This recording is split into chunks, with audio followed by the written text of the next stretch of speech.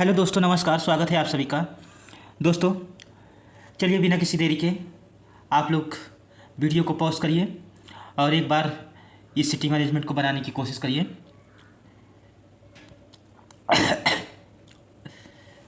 उम्मीद करता हूँ कि आप लोगों ने बनाने की कोशिश किया होगा। अब मेरी बारी है, मैं बनाता हूँ और आप लोग देखिए और अपने अपने उत्तर का मिलान करिए। 8 व्यक्ति ABCDEFG और H एक गोलाकार मेज के चारों ओर बाहर की ओर मुख करके बैठे हैं, लेकिन जरूरी नहीं इसी क्रम में हो। तो दोस्तों ये सर्कुलर सिटिंग अरेंजमेंट है, गोलाकार मेज है और सभी बाहर की ओर मुख करके बैठे हुए हैं। तो फटाक से हम 2 पॉसिबिलिटी लेते हैं, एक इधर और एक ये ले लेते हैं। इस तरीके से जब 8 लोग बैठे हैं तो 8 लोगों को दिखा देंगे और ये काम हमें बहुत ही जल्दी, ज़्यादा से ज़्यादा 10 से 15 सेकंड में कर लेना होता है। सभी बाहर बैठे हैं, सभी को बाहर दिखा देता हूँ मैं। इसकी वैसे ज़रूरत है नहीं, पर मैं दिखा दे रहा हूँ।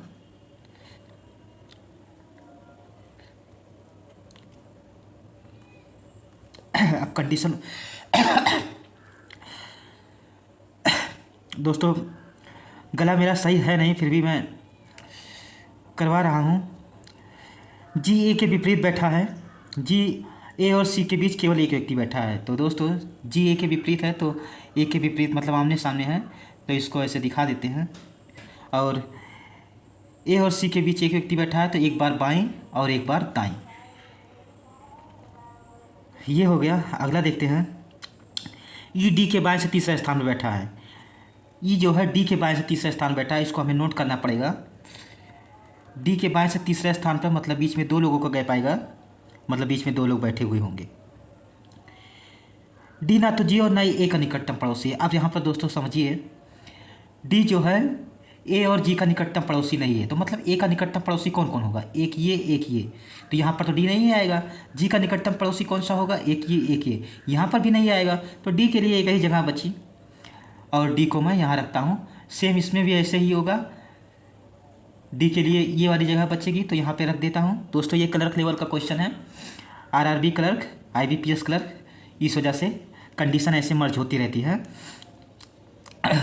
डी के बाएं से तीसरे स्थान पर ई है, पहले दूसरे और तीसरे ई यहाँ पर आ गया और पहले दूसरे तीसरे ई हमारा यहाँ पर आ गया। अगला देखते हैं।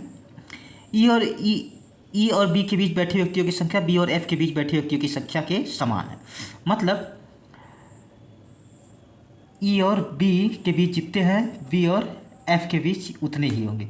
दोस्तों इस तरह की कंडीशन जब आती है तो इसको ऐसे नोट करते हैं, और या तो आप जो कॉमन पॉइंट है उसके आगे बढ़ा करके एफ यहाँ पर ऐसे कर सकते हैं।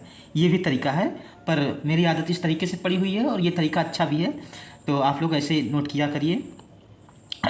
बी और एफ के बीच बैठे व्यक्तियों की संख्या समान है, ये हो गया। बी और ए निकटतम पड़ोसी नहीं है, मतलब बी और ए ये जो है ये दोनों निकटतम पड़ोसी नहीं है, मतलब बी के लिए ए के बगल वाली जगह नहीं रहेगी, मतलब यहाँ बी नहीं आएगा। तो बी के लिए कौन सी जगह बची? इसमें बी के लिए एक ही जगह बच रही है और बी को यहाँ रखना पड़ेगा। इसमें देखते हैं ए के लिए यहाँ नहीं और बी के लिए यहाँ पे 2 जगह बच रहा है, तो या तो बी को यहाँ रखेंगे या तो यहाँ रखेंगे। पहले इस वाले में देखते हैं कि क्योंकि ये तो पूरा फुलफिल हो गया।